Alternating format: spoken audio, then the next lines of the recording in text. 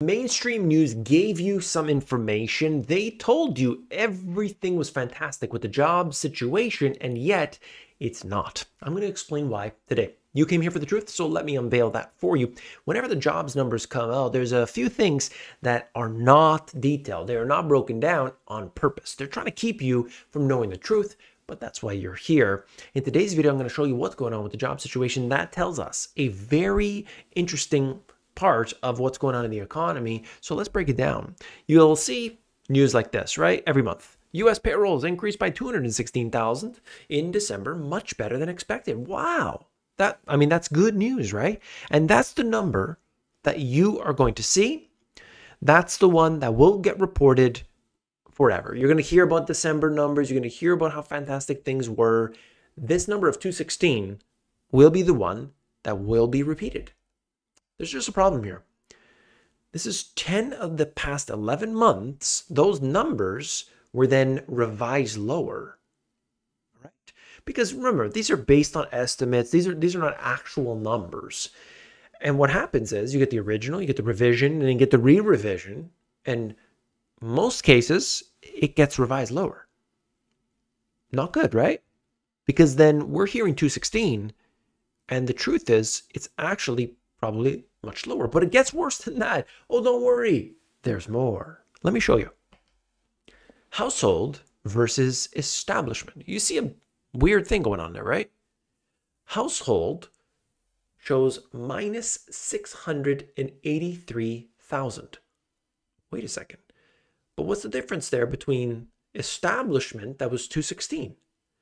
Huh. Isn't that strange?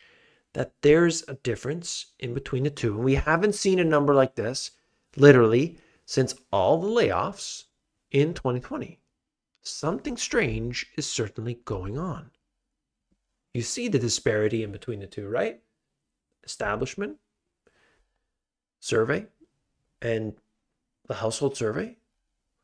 Looking at the actual number of employed people gives you a different look than you would, take with their number, with their jobs numbers. You hear that, jobs created, but you actually look at the number of employed people, which in my opinion is a much more accurate view of things. And those numbers aren't looking too good. You see the difference here in this chart? One just keeps going up and up and up and up and up, and the other one's kind of staggered. And you see over the last little while, not too good, right? And especially right now, it's a big difference. And the number keeps getting wider and wider and wider. There's one issue, full-time jobs. Well, there's a lot of full-time jobs going away. Haven't seen this since 2020, by the way.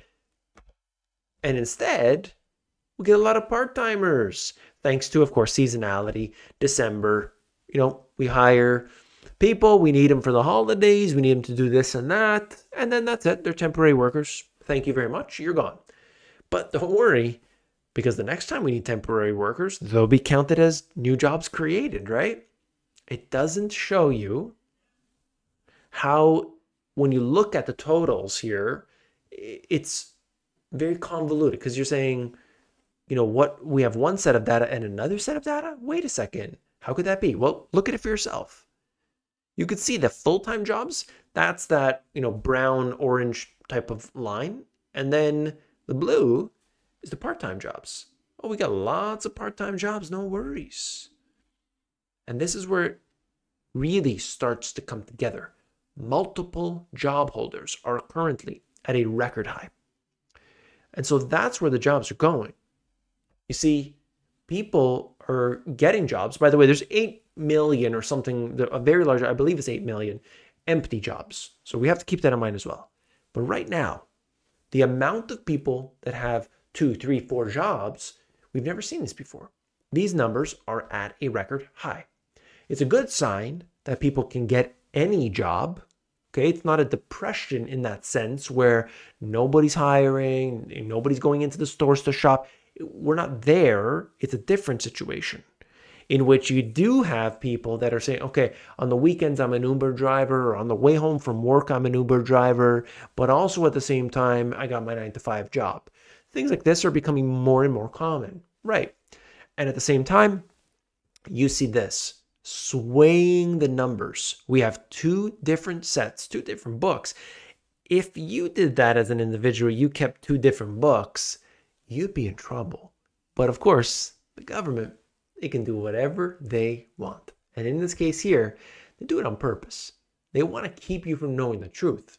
But when you tune into the Money GPS, you get the real deal. Of course, likely won't end up in your feed. This likely won't be the stuff that comes up above Mr. Beast videos. But for those who watch it, thank you for being here. You can see that in chart form. Looking at this, full-time, way down. Part-time, up. And then multiple job holders. When you take that all into account, you do see what's happening in the job situation. That's the economy, my friends. Like this guy says right here, all I'm doing is working and paying bills. Why some are leaving Canada for more affordable countries. So in this example, they're just showing Portugal. But what has happened here is that people cannot afford their basics. They're just working. All they're doing is working. And is that very enjoyable? It doesn't seem like it, right? And this has come at a time in which inflation has picked up to a point, and I have been adamant that inflation looks to get worse. We go 3 years down the road, things are likely to be more expensive than they are today. And that should be a concern for people who are already struggling as it is. So that's real estate, that's rent, that's energy, that's food, taking everything into account. We have this at the bottom with Amazon. Amazon has been doing something which they call quiet firing, in which perks and benefits are stripped or bosses stop providing attention to certain employees, sometimes overtly showing them the door. So make their lives difficult. Get rid of everything that they were used to before. You're not firing, hey, you're still employed, but you don't have all those things you did. We take away your title. Oh no, you're employed, haven't fired you. You want to stay around? Here's a job. Okay? And this type of thing, it's swaying the numbers as well, you see? Because that person is losing certain aspects. Maybe their pay has been cut. Okay? It could be anything. But the point is, they're not going to show up unemployed. They're technically employed, but things have changed, right? And maybe they want to build a career. They were doing something, but now suddenly Amazon says, hey, you want to be the janitor? Yeah, you could be the janitor. I know you were the CTO before. I know you were the C-level executive. We don't want you anymore. Don't worry about that, though. You can be the valet parker. You're still employed here. Like these type of things, and people will say, you know what, forget it. I'm out of here. Oh, you quit? Wonderful. And usually they actually do give severance packages in these circumstances. They just don't want any problems. Here's some money, and that's it. Is there a silver lining? Is there something that we could look for that's positive? Well, there are good things that are occurring right now, at least when it comes to borrowing, because rates have come down. 5-year fixed rates are dropping, and variable mortgages will soon follow. This is happening in Canada, of course, but it's also going on elsewhere. About 1% down from their peak, which is great, right? If you got to, borrow, well, it's getting a little bit cheaper, at least compared to the peak. This is basically what we're looking at here is with disinflation. Okay, disinflation they've talked about. And in terms of rent, they say right here, we are likely to see more moderation in rent. We'll see. I really don't know. But rent prices were going up and up. You remember that? The rents seemed like they were just doubled in many areas in just a couple years. Doubled. What happened to the 2%, 3% inflation? Not in most places. Rents have gone crazy. Have you seen it? What about your area? I know I have seen many examples of a two-bedroom condo. Two-bedroom condo that would rent for $3,000 a month. Nice areas, yes, but we're talking about modern condos, which are, little boxes, shoe boxes. Do you have the same thing in your area? These are the type of things that are a concern, certainly. All right. And then we go to this. Driverless truck companies plan to ditch human co-pilots in 2024. Self-driving cargo trucks are safe, lower cost, according to the industry.